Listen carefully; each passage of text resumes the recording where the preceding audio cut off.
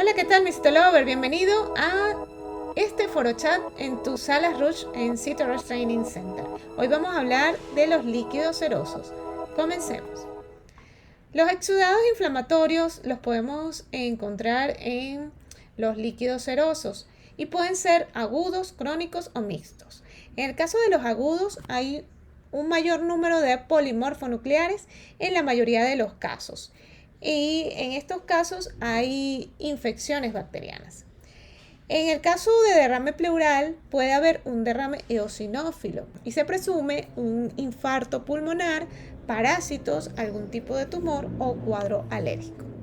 También tenemos los procesos crónicos que predominan en citología los linfocitos. Siempre en estos casos es necesario descartar un linfoma junto con la población linfocitaria. También hay que identificar histocitos, células epitelioides, células gigantes multinucleadas que orientan sobre tuberculosis. Avanzando ya en la citopatología de los líquidos, se debe tener en cuenta que podemos encontrar procesos inflamatorios simples, procesos inflamatorios con mesotelio reactivo, cuadros con hiperplasia de mesotelio, mesoteliomas o líquidos con células malignas de origen metastásico. Dentro de las patologías que podemos encontrar en líquidos y derrames corporales, tenemos que la mayoría de las patologías corresponden a pulmón en un 35%, avanzando luego con las de mama, un 25%, el caso de linfomas y leucemias un 10% y de etiología desconocida un 12%. En los casos de ascitis en adultos, la mayoría de los casos es maligno. Desde el punto de vista estadístico, predominan patologías de ovario, un 32%, mama un 13%, linfomas y leucemias un 7%, estómago 6%, colon y recto un 5%, endometrio 5%, páncreas y pulmón un 4% y un 5% de etiología desconocida. También la patología va a variar de acuerdo al sexo. En el caso de mujeres podemos encontrar patologías malignas de mama, ovario, pulmón, aparato digestivo y linfoma. Y en el caso de hombres, patologías como malignas de pulmón, del aparato digestivo y linfomas. En el caso de niños, la mayoría de los derrames son benignos. Y si son malignos, son poco frecuentes con respecto al porcentaje del caso de los adultos.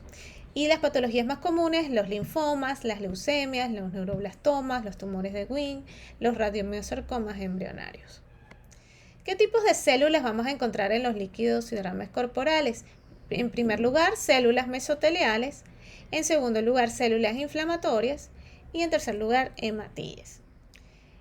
Para el diagnóstico de los líquidos corporales desde el punto de vista citológico se deben tener en cuenta lo siguiente. En primer lugar, la historia clínica del paciente, las características macroscópicas y exámenes analíticos y el estudio microscópico del mismo. Antes que todo, debemos conocer en profundidad la historia clínica del paciente, conocer datos como el sexo, la edad, antecedentes de presencia o ausencia de la enfermedad neoplásica o de alguna otra patología y si el paciente pasa por tratamientos de quimioterapia o radioterapia. Algunas de las características macroscópicas también nos van a ayudar en la parte analítica de los derrames o líquidos corporales. En este caso les he traído un cuadro para los derrames pleurales, como ayuda también el análisis clínico o macroscópico de estos líquidos. En el caso de líquidos pleurales de color verdoso y consistencia espesa y algunos datos adicionales como el mal olor puede corresponder a patologías como la empiema. En el caso de líquidos de color naranja o verde de consistencia acuosa puede corresponder a patologías como la ictericia. En el caso de líquidos rojizos a rosados de consistencia espesa y con algunos coágulos puede corresponder a alguna hemorragia. También líquidos de aspecto o color lácteo espeso puede corresponder a una leucemia o un quilotórax. También de color pardo, el líquido y consistencia viscosa puede corresponder a un mesotelioma. En caso de líquidos pleurales con grumos y de consistencia espesa, corresponderá a patologías como carcinoma mamario o timoma. En el caso de líquidos marrones y espesos, melanomas podría corresponder. Y en el caso de líquidos verdes amarillos de consistencia media, a patologías como artritis reumatoidea o patologías relacionadas con el colesterol. Y en casos de líquidos pleurales de color grisáceo podría corresponder a patologías como tuberculosis.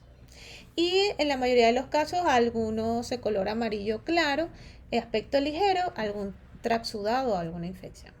Evaluando entonces el estudio macroscópico, ¿okay? Podemos entonces ya tener un adelanto de lo que podemos encontrar en el estudio microscópico.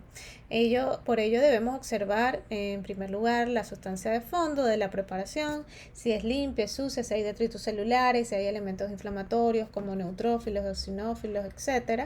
Y el componente celular, si hay histocitos o algún tipo de células atípicas.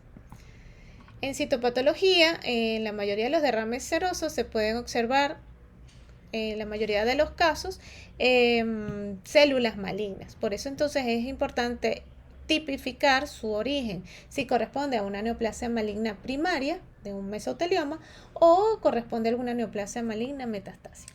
En este caso, en esta microfotografía de una citología, podemos encontrar entonces células mesoteliales con cambios atípicos, formando papilas o pseudopapilas inmersas en un fondo sucio con detrito celular y ocasionales elementos inflamatorios. Por ello es importante distinguir los diferentes rasgos que pueden presentar las células malignas para determinar su origen, si es primario o metastásico. Podemos encontrar también células de tipo tubulares que se disponen en grupos o en grandes columnas y sus núcleos están de forma empalizada. Estas células malignas presentan gran variación de tamaño y forma. También podemos encontrar células de lesiones de tipo mucosecretante que muestran vacuolización en su citoplasma y están llenas de moco. Y también podemos entonces evidenciar las células en anillo de sello. Por ejemplo, en esta microfotografía vemos este fondo sucio, necrótico, con fondo hemático y abundante de elementos inflamatorios.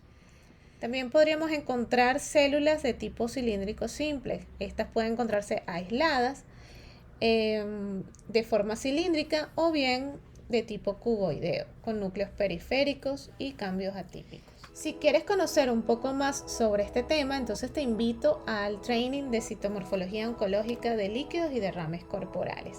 Este programa ha sido diseñado para proporcionar a los participantes un conocimiento exhaustivo en la citomorfología oncológica aplicada a líquidos serosos y derrames, desde conceptos básicos hasta la práctica avanzada, comenzando con técnicas citológicas fundamentales para aprender a procesar, evaluar e interpretar este tipo de muestras que generalmente provienen de derrames pleurales, peritoneales y pericárdicos, así como otros líquidos corporales.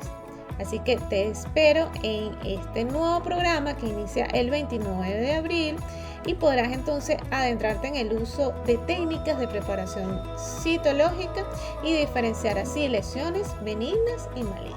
Y una frase para terminar: el que nunca ha cometido un error nunca ha intentado nada nuevo. Albert Einstein.